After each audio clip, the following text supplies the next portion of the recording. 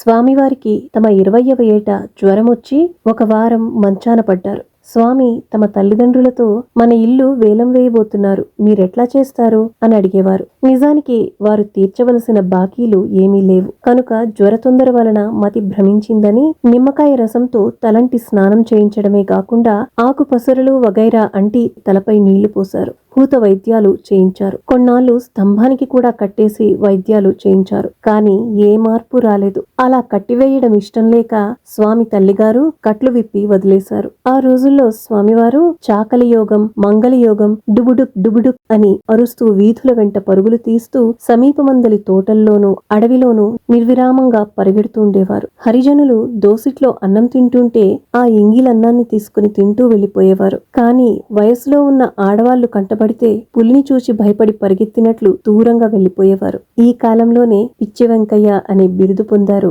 స్వామివారు.